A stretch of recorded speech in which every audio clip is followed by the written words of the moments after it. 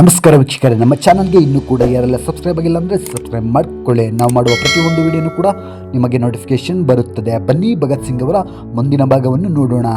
ಸಿಂಗ್ ಅವರ ಗಮನ ಈಗ ಅವರ ವಿಚಾರಣೆಯತ್ತ ತಿರುಗಿತು. ಅಲ್ಲಿ ಅವರು CH ಕಾರ್ಡನ್ನೋಡ್, ಕಲಂದರ್ ಅಲಿ ಖಾನ್ ಹಾಗೂ ಜೈಗೋಪಾಲ್ ಲಾಲ್ ಮತ್ತು ಪ್ರಾಸಿಕ್ಯೂಟಿಂಗ್ ಇನ್ಸ್ಪೆಕ್ಟರ್ ಆದಂತಹ ಬಕ್ಷಿ ದಿನಾನಾಥ್ ಅವರನ್ನು ಒಳಗೊಂಡ ಕ್ರೌನ್ ಪ್ರಾಸಿಕ್ಯೂಷನ್ ತಂಡವನ್ನು ಎದುರಿಸಬೇಕಾಗಿತ್ತು. ಪ್ರತಿವಾದಿಯು 8 ವಕೀಲರನ್ನು ಒಳಗೊಂಡಿತ್ತು ಮತ್ತು 27 ಆರೋಪಿಗಳಲ್ಲಿ ಕಿರಿಯವರಾದಂತಹ ಪ್ರೇಮ್ ದತ್ ವರ್ಮಾ ಗೋಪಾಲ್ ತಿರುಗಿದಾಗ ತನ್ನ ಚಪ್ಪಲಿಯನ್ನು ಎಸೆದು ನ್ಯಾಯಾಲಯದಲ್ಲಿ ಪ್ರಾಸಿಕ್ಯೂಷನ್ ಕೂಡ ಸಾಕ್ಷಿಯಾದರು.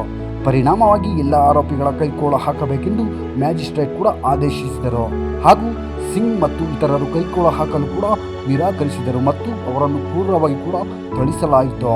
ಇನ್ನು ಕ್ರಾಂತಿಕಾರಿಗಳು ನ್ಯಾಯಾಲಯಕ್ಕೆ ಹಾಜರಾಗಲು ನಿರಾಕರಿಸಿದರು ಮತ್ತು ಭಗತ್ ಸಿಂಗ್ ರವರು ತಮ್ಮ ನಿರಾಕರಣೆಗೆ ವಿವಿಧ ಕಾರಣಗಳನ್ನು ಕೂಡ ಉಲ್ಲೇಖಿಸಿ ಮ್ಯಾಜಿಸ್ಟ್ರೇಟ್ಗೆ ಪತ್ರವನ್ನು ಕೂಡ ಬರೆದರು. ಆರೋಪಿಗಳು ಅಥವಾ HSRA ಸದಸ್ಯರು ಇಲ್ಲದೆ ವಿಚಾರಣೆಯನ್ನು ಮುಂದುವರಿಸಲು ಮ್ಯಾಜಿಸ್ಟ್ರೇಟ್ ಕೂಡ ಆದೇಶಿಸಿದರು.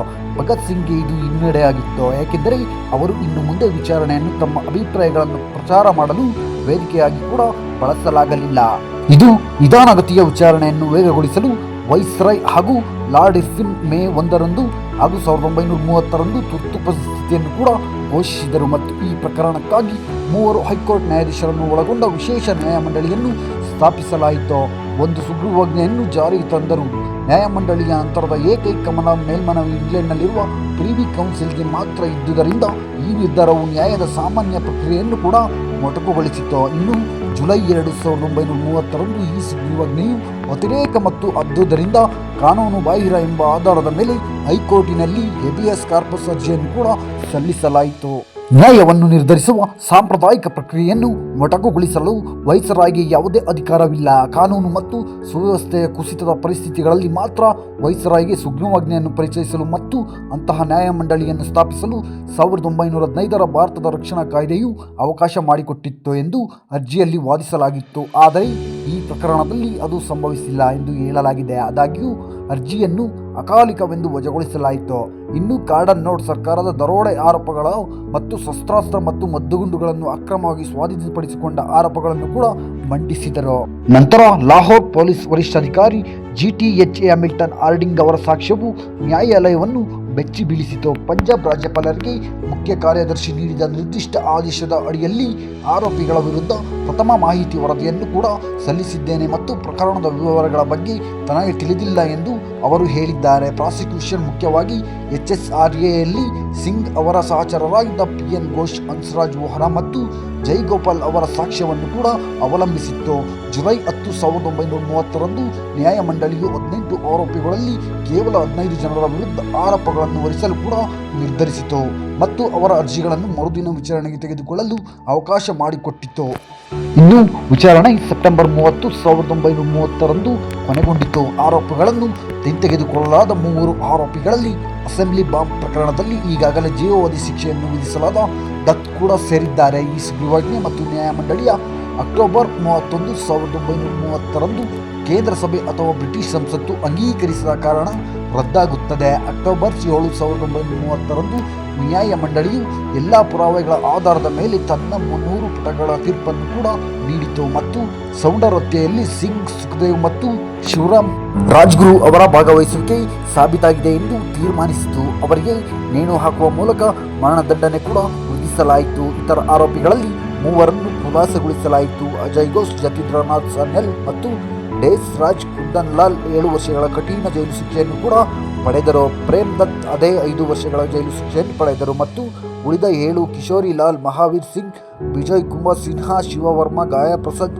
ಜೈದೇವ್ ಕಪೂರ್ ಮತ್ತು ಕಮಲ್ನಾಥ್ ತಿವಾರಿ ಎಲ್ಲರಿಗೂ ಕೂಡ ಜೀವಾವಧಿ ಶಿಕ್ಷೆಯನ್ನು ವಿಧಿಸಲಾಯಿತು.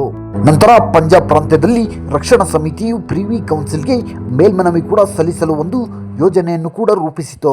ಸಿಂಗ್ ಆರಂಭದಲ್ಲಿ ಮೇಲ್ಮನವಿಯನ್ನು ವಿರೋಧಿಸಿದರು, ಆದರೆ ನಂತರ ಮೇಲ್ಮನವಿಯು ಬ್ರಿಟನ್ನಲ್ಲಿ HSRAಯನ್ನು ಜನಪ್ರಿಯಗೊಳಿಸುತ್ತದೆ ಎಂಬ ಭರವಸೆಯಿಂದ ಅದಕ್ಕೆ ಒಪ್ಪಿಕೊಂಡರು. ಮೇಲ್ಮನವಿದಾರರು ನ್ಯಾಯಮಂಡಳಿಯನ್ನು ರಚಿಸಿದ ಸುಗ್ರೀವಾಜ್ಞೆಯು ಅಮಾನ್ಯವಾಗಿದೆ ಎಂದು ಹೇಳಿಕೊಂಡರು. ಆದರೆ ಸರ್ಕಾರವು ವೈಸ್ರಾಯ್ಗೆ ಅಂತಹ ನ್ಯಾಯಮಂಡಳಿಯನ್ನು ರಚಿಸಲು ಸಂಪೂರ್ಣವಾಗಿ ಅಧಿಕಾರವಿದೆ ಎಂದು ಕೂಡ ಪ್ರತಿವಾದಿಸಿತು. ವಿಸ್ಕೌಂಟ್ ಡ್ಯುನೆಡೆನ್ ಅವರು ಮೇಲ್ಮನವಿಯನ್ನು ಕೂಡ ವಜಾಗೊಳಿಸಿದರು. ನಂತರ ಪ್ರಿವಿ ಕೌನ್ಸಿಲ್ಗೆ ಸಲ್ಲಿಸಿದ ಮನವಿಯನ್ನು ತಿರಸ್ಕರಿಸಿದ ನಂತರ ಕಾಂಗ್ರೆಸ್ ಪಕ್ಷದ ಅಧ್ಯಕ್ಷರಾದಂತಹ ಮದನ್ ಮೋಹನ ಮಾಳವೀಯ ಅವರು ಫೆಬ್ರವರಿ 14, 1931ರಂದು ಇರ್ವಿನ್ ಅವರಿಗೆ ಕ್ಷಮಾದಾನ ಅರ್ಜಿಯನ್ನು ಕೂಡ ಸಲ್ಲಿಸಿದರು. ಕೆಲವು ಕೈದಿಗಳು ಮಹಾತ್ಮ ಗಾಂಧಿಯವರಿಗೆ ಮಧ್ಯ ಪ್ರವೇಶಿಸುವಂತೆ ಕೂಡ ಮನವಿಯನ್ನು ಕಳುಹಿಸಿದರು. ಇನ್ನು ಮಾರ್ಚ್ 19, 1931ರ ತಮ್ಮ ಟಿಪ್ಪಣಿಗಳಲ್ಲಿ ವೈಸ್ರಾಯ್ ಕೂಡ ದಾಖಲಿಸಿದ್ದಾರೆ. ಮಾರ್ಚ್ 24ರಂದು ಭಗತ್ ಸಿಂಗ್ ಅವರನ್ನು ಗಲ್ಲಿಗೇರಿಸಲಾಗುವುದು ಎಂಬ ಸುದ್ದಿ ಪತ್ರಿಕೆಗಳಲ್ಲಿ ಪ್ರಕಟವಾಗಿದ್ದ ಕಾರಣ ಗಾಂಧೀಜಿ ಅವರು ಭಗತ್ ಸಿಂಗ್ ಪ್ರಕರಣದ ಬಗ್ಗೆ ಮಾತನಾಡಬಹುದೇ ಎಂದು ನನ್ನನ್ನು ಕೇಳಿದರು. ಆ ದಿನ ಕಾಂಗ್ರೆಸ್ನ ಹೊಸ ಅಧ್ಯಕ್ಷರು ಕರಾಚಿಗೆ ತಲುಪಬೇಕಾಗಿತ್ತು ಮತ್ತು ಅಲ್ಲಿ ಸಾಕಷ್ಟು ಬಿಸಿ ಚರ್ಚೆ ಕೂಡ ನಡೆಯಬೇಕಿತ್ತು. ನಾನು ಅದರ ಬಗ್ಗೆ ಬಹಳ ಎಚ್ಚರಿಕೆಯಿಂದ ಯೋಚಿಸಿದ್ದೇನೆ ಎಂದು ಅವರಿಗೆ ವಿವರಿಸಿದೆ. ಆದರೆ ಶಿಕ್ಷೆಯನ್ನು ಕಡಿಮೆ ಮಾಡಲು ನನಗೆ ಮನವರಿಕೆ ಕೂಡ ಮಾಡಿಕೊಡಲು ಯಾವುದೇ ಆಧಾರ ಸಿಗಲಿಲ್ಲ. ನನ್ನ ತಾರ್ಕಿಕತೆಯು ಅವರಿಗೆ ಮಹತ್ವದ್ದಾಗಿ ಕಂಡುಬಂದಿದೆ ಎಂದು ಗ್ರೇಟ್ ಬ್ರಿಟನ್ ಕಮ್ಯುನಿಸ್ಟ್ ಪಕ್ಷವು ಈ ಪ್ರಕರಣಕ್ಕೆ ತನ್ನ ಪ್ರತಿಕ್ರಿಯೆಯನ್ನು ಕೂಡ ವ್ಯಕ್ತಪಡಿಸಿತು.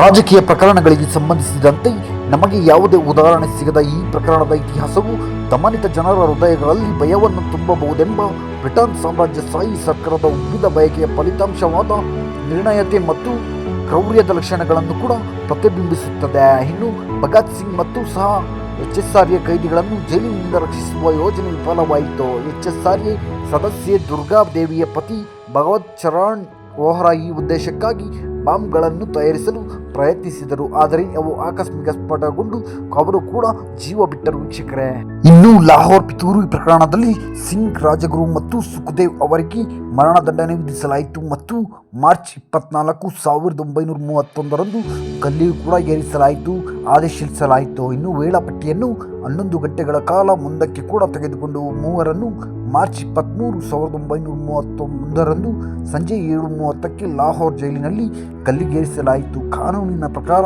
ಅಗತ್ಯವಿರುವಂತೆ ಸಿಂಗ್ ಅವರ ಗಲ್ಲಿಗೇರಿಸುವಿಕೆಯನ್ನು ಮೇಲ್ವಿಚಾರಣೆ ಮಾಡಲು ಆ ಸಮಯದಲ್ಲಿ ಯಾವುದೇ ಮ್ಯಾಜಿಸ್ಟ್ರೇಟ್ ಕೂಡ ಸಿದ್ಧರಿರಲಿಲ್ಲ ಎಂದು ವರದಿಯಾಗಿದೆ. ಮರಣದಂಡನೆಯನ್ನು ನವಾಬ್ ಮುಹಮ್ಮದ್ ಅಹಮದ್ ಖಾನ್ ಕಸೂರಿ ಎಂಬ ಗೌರವ ನ್ಯಾಯಾಧೀಶರು ಮೇಲ್ವಿಚಾರಣೆ ಕೂಡ ಮಾಡಿದರು. ಅವರು 3 ಡೆತ್ ವಾರೆಂಟ್ಗಳಿಗೆ ಸಹಿ ಹಾಕಿದರು, ಏಕೆಂದರೆ ಅವರ ಮೂಲ ವಾರೆಂಟ್ಗಳು ಅವಧಿ ಕೂಡ ಮುಗಿದಿದ್ದವು. ವೀಕ್ಷಕರ, ಅವರ ಶವಗಳನ್ನು ಗಲ್ಲು ಶಿಕ್ಷೆಯಿಂದ ಆತುರಾತುರವಾಗಿ ಹೊರತೆಗೆದ ನಂತರ ಗಾಂಡಾ ಸಿಂಗ್ ರಾಹ್ಲಾ ಗ್ರಾಮದ ಹೊರಗೆ ಕತ್ತಲೆಯ ಹೊದಿಕೆಯಲ್ಲಿ ದಹನ ಕೂಡ ಮಾಡಲಾಯಿತು ಮತ್ತು ನಂತರ ಚಿತಾಭಸ್ಮವನ್ನು ಫಿರೋಜ್ಪುರದಿಂದ ಸುಮಾರು 10 ಕಿಲೋಮೀಟರ್ ಅಂದರೆ 6.2 ಮೈಲಿ ದೂರದಲ್ಲಿರುವ ಸಟ್ಲಜ್ ನದಿಗೆ ಎಂದು ಬಿಡಲಾಯಿತಂತೆ. ವೀಕ್ಷಕರೇ, ಹೌದು ವೀಕ್ಷಕರೇ, ನೀವು ಕೂಡ ಫ್ರೀಡಮ್ ಫೈಟರ್ಸ್ ಅವರ ಅಭಿಮಾನಿಗಳಾಗಿದ್ದರೆ ದಯವಿಟ್ಟು ನಮ್ಮ ಚಾನಲ್ನ ಸಬ್ಸ್ಕ್ರೈಬ್ ಮಾಡಿ, ಲೈಕ್ ಮಾಡಿ, ಶೇರ್ ಮಾಡಿ ಅಂತ ಹೇಳ್ತಾ ಇನ್ನು ಮುಂದಿನ ಭಾಗ ಬರುತ್ತದೆ. ನಮಸ್ಕಾರ ವೀಕ್ಷಕರೇ.